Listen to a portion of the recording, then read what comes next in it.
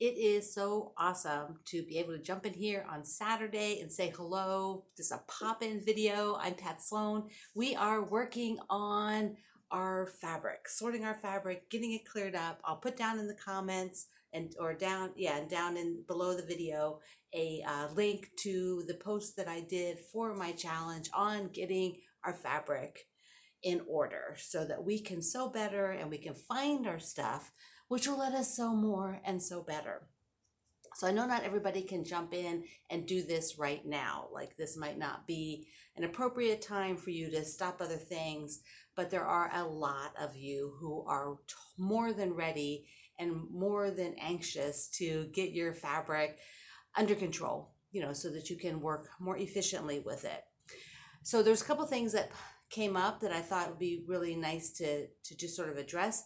One of them, and I forget who asked this, but I did answer your post in Facebook. But you were asking about backing. Somebody asked about backings, like where do you put all these backings you've bought over the years? So first of all, I have a thought on backings. So this should be like a whole post on its own, but basically I've never been one to buy a ton of backings. Now, nowadays I have my own fabric, so my fabric lines, I tend to use those a lot for the backings, things that I didn't use up. That I got when I made the fabric line. But for those of you who are collecting backings, do a thought process on this. How many quilts do you make a year? 5, 10, 20, 50? The less quilts that you make each year, the less backing you need to collect, because that's just money sitting there for no reason. By the time you finally get to make a quilt and you start looking for backing for it, how often does something you already purchased suit the quilt? A lot of times, no.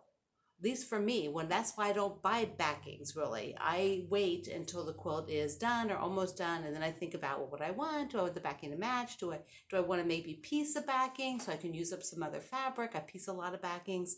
But if you don't make a lot of quilts, there's no reason to be collecting backing. You can always go and find something at the time that matches, and then you will have actually saved that money that you would have just sitting there on tons of backings.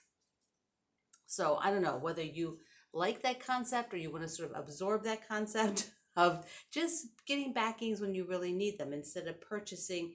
Yeah, it could be a good deal. I know what happens. We go to the store, it's like, oh my gosh, this fabric is on clearance and it's good fabric. So like on clearance, good fabric, it costs a lot to buy backing. So you buy this backing and you buy other backing and you got these big yardages. You've got 6, 7 yard pieces that now you have to store in your precious little space that you have, and it's just taking up room. It's not useful. It's not useful to you in your everyday. So I suggested you stop doing that for a while. Don't buy backings. And if you have backings, just make do. Like when your quilt is finished, just make do with what you have. So now, for those of you who have bought a lot of backings, or maybe you don't even have a lot, you just have a little bit. If you think you're only going to use it for backings, then maybe you just have to store all your backings together in a container. Put those somewhere and mark it so that it's backing, so that when you finish a quilt, I'm just going to go look in the backing bin and I'm going to use something in it so that I don't have to pay money and buy other stuff. I can spend money on the things for the top, which in my opinion is much prettier to buy. My money goes there. I don't like spending money on the backing. Nobody sees the backing really. That's just me. So think about that. So they're too hard. There's too much yardage to wrap on a comic board. Some of you love comic boards. I'm going to talk about those in another video. But they're too big for comic boards. You could go to a local quilt shop or like even Joann's maybe and see if they have extra bolts. But the bolts are thick. They are not thin. And the thickness of the bolt takes up space. So I would still suggest that you just fold it neatly. Like it would be, it's like you pull the bolt out and then you just fold it over. Here, I'll just show you. So like here, this is several yards of fabric. And it's just like it would have come off the bolt. So you see the width? It's like it would be on the bolt. You just like the bolt would have been pulled out. And then I can just fold it in half and then maybe fold it in half again, and there it is. So it's nice and tidy, and this could go in a bin. That's my Bonnie Lane fabric. All right. So the other thing that Peggy just asked a question today, which I thought was a really good question because she's a fairly new quilter. I would say, Peggy, you're not new anymore at 5 years of quilting, but but what happens is her question relates to everybody who's got fabric from when you started quilting. When we started quilting, she bought, she said, what do? I bought this fabric like together. Like maybe it was from a designer, like maybe it was my fabric. She bought like 5 pieces of my fabric and it all went together and it looks really pretty.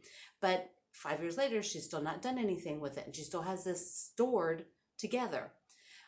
She's like, well, should I just now put that in by color or should I do something else? So here was my suggestion is that if you think that 5 or 6 fabrics that you bought 5 years ago are still so amazing together and you still love them so much, then now find a pattern. Get the rest of the fabrics and make yourself a kit. So now you have a kit. You got those 5 fabrics, you have a pattern you're going to make with them. You have other fabrics that go with it, and then you make yourself a kit. And kits go in like a separate place. You have kits, that you're not going to use that fabric because if you take something out, you've messed up the kit. If you think like, oh, I don't really want to do that. I like it, but maybe I'm really not looking forward to making a quilt with it. I just like them. So then separate them, put them by color. If you've got yellow and green and purple, then put those 3 fabrics where they should be. And the yellow, green, and purple bins. And move on. Because what happens is when we start quilting, think about it. For those of you particularly who've been quilting a long time, you know this, right? That when you start quilting, you have no clue. No clue at all. We start clearly, we're like, I love everything. And you just buy it and it doesn't go together and you have no clue what you're doing. You don't buy enough blenders. You don't buy enough feature fabrics. You buy everything middle tone. You don't buy darks. You don't buy lights. You're just a hot mess. When we start, we don't know how it works. That's the problem. We just don't know how it works. If you made clothing, quilts are not clothing. You don't buy fabric the same way. You don't combine it the same way. Unless maybe you're a painter, you might have, if you were a painter first, you might have had a better clue how these things go together. You learn by doing and by looking at things and seeing what you like and what you don't like. So anything you bought in the beginning is generally kind of a chaos. It's really not worth, to me, it would not be worth hanging on to the concept that it has to go together anymore. Just put it in your collection. Use it for backing. If there's, piece it, do something. If it's, just get rid of it, the guilt of having it there and not doing anything with it. Get it into your collection so that you can work with it.